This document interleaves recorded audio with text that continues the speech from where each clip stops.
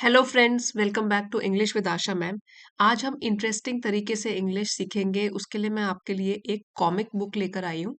और कॉमिक्स के ज़रिए भी बहुत इंटरेस्ट जगता है और इजीली हम लोग बहुत सारी न्यू वोकेबलरी और सेंटेंस स्ट्रक्चर सीख जाते हैं। तो देखते हैं आपको कैसा लगता है। पहले आप समझिए और कमेंट्स में फिर मुझे बताना आपको आज का लेक्चर कैसा लगा। स्टोरी का टाइटल है सुपांडी। तो सुपांडी एक कार्टून कैरेक्टर है। तो यहाँ पे जो टाइटल दिया गया है उसमें कहा गया है सुपांडीज, यहाँ अपोस्ट्रोफी लगा हुआ है कि सुपांडी के फॉर्मर। ये इस वर्ड का मीनिंग है। फॉर्मर मीन्स पहले वाले। इसी का ऑपोजिट वर्ड होता है फॉर्मर का लैटर, LATTER। लैटर मतलब बाद वाले और फॉर्मर पहले वाले। बॉसेस, जो भी उसके बॉस रहे हैं ऑन सुपांडी। तो सुपांडी के ऊपर उनके पहले वाले जो बॉसेस थे उनका क्या क्या कहना है वो समझते हैं। एक तो है जो ये बनी हुई है पिक्चर ये वाली, उसमें वो कहते हैं ही इज डम्ब। डम्ब का मतलब होता है कोई बेवकूफ हो तो उसको बोलते हैं डम्ब।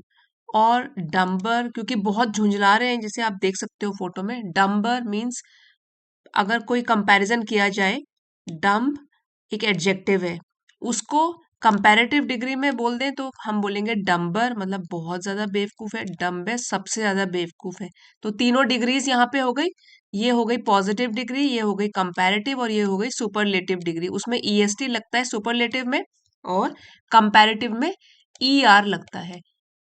जैसे कि डम स्पेलिंग है उसमें ER लग गया तो कंपैरेटिव बन गई, EST लग गया तो सुपरलेटिव डिग्री बन गई।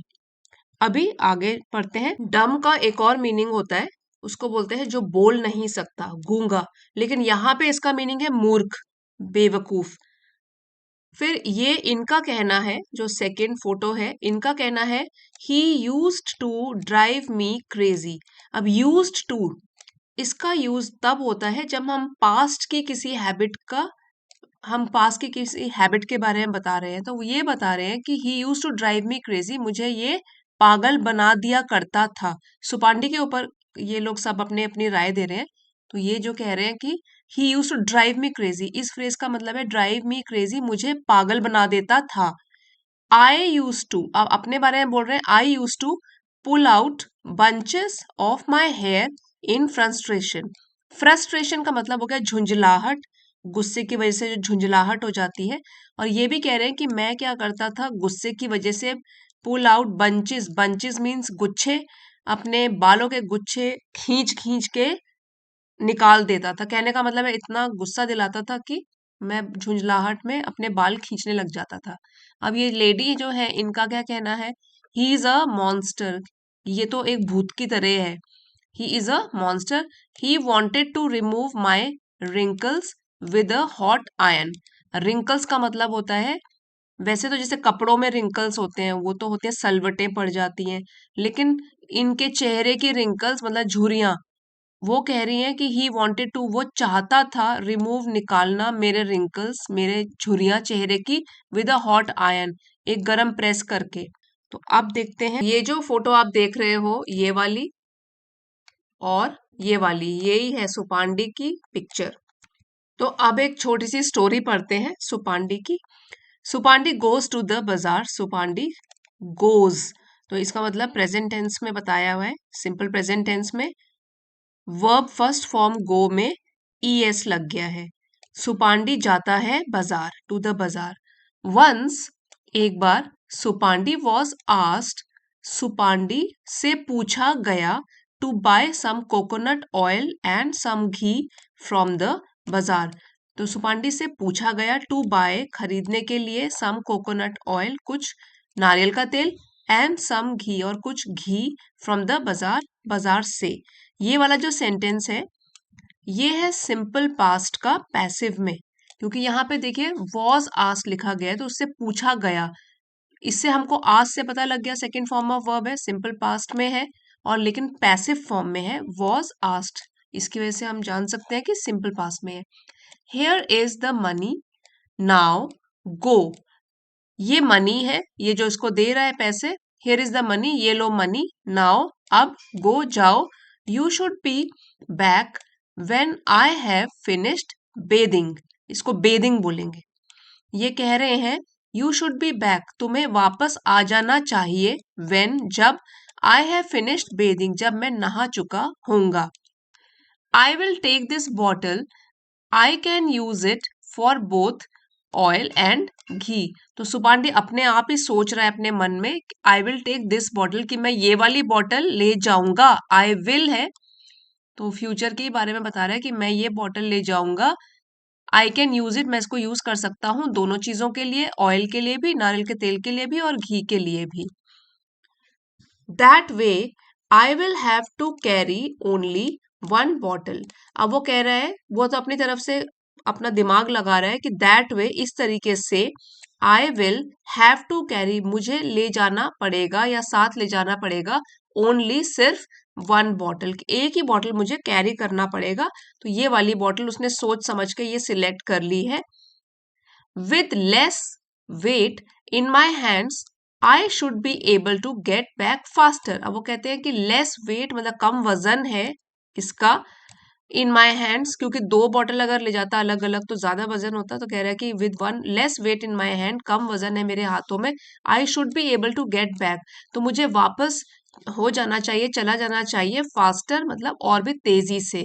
अगर मैं कंपेयर करूं अपने, अगर मैं दो बॉटल ले जाता तो देर से जाता, अब मुझे फास्टर मतलब जल्दी ही चला जाना चाहिए या पहुंच जाना चाहिए।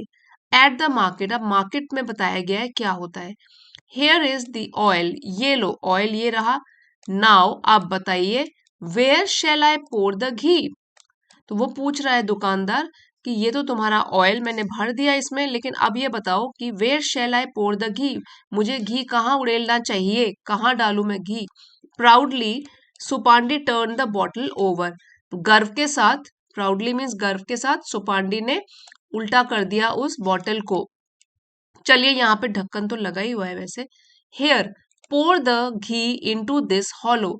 अब आपने कांच की बॉटल्स के पीछे देखा होगा, हॉलो मतलब एक खोखला सा होता है वो, और एक गहरा सा खोखला ऐसे करके पोर्शन होता है इतना, आप कांच की बोतल में देख सकते हो, उल्टा करके उसको एक खोखला सा यहाँ पे एक हिस्सा होता है। तो वो कहता है कि इस हॉलो मतलब इस वाली खोखले वाली जगह में आप घी डाल दो।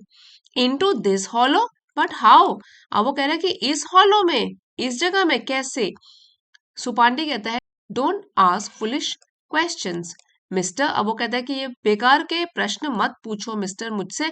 Just do as you are told, वैसा ही करो, जस्ट डू वैसा करो जैसे आपको बताया जाता है, as you are told.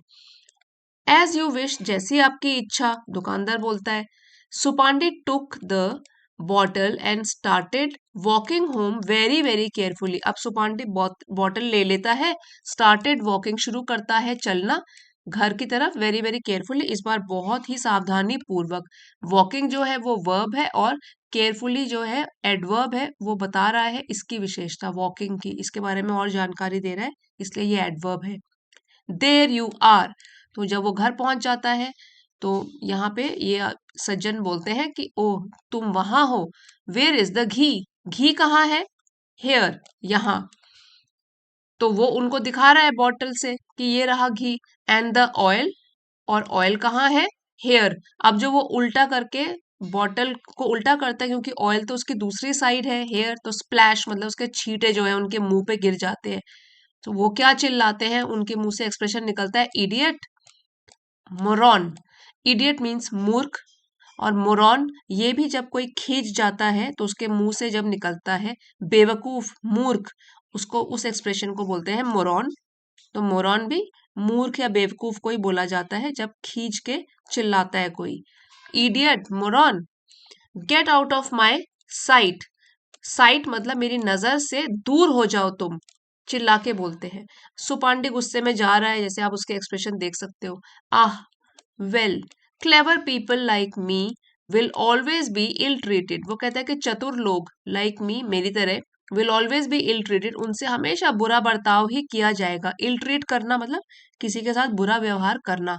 By the world, अब ये कह रहा है कि दुनिया हमेशा जो चतुर लोग होते हैं उनके साथ हमेशा बुरा व्यवहार करती है। One has to live with it, अब मुझे उसके साथ ही रहना पड़ेगा, मतलब मुझे लोगों का बुरा व्यवहार सहना पड़ेगा, I have to live with it, मुझे इसके साथ रहना ही पड़ेगा। सो फ्रेंड्स, अगर इस तरीके से आपको इंग्लिश सीखने का तरीका पसंद आया है तो प्लीज लाइक शेयर जरूर कीजिएगा, और चैनल पे नए हैं तो सब्सक्राइब भी कर लीजिए। कमेंट्स में लिख के अपनी राय जरूर दीजिएगा। थैंक यू फॉर वॉचिंग, मिलते हैं अगले वीडियो में।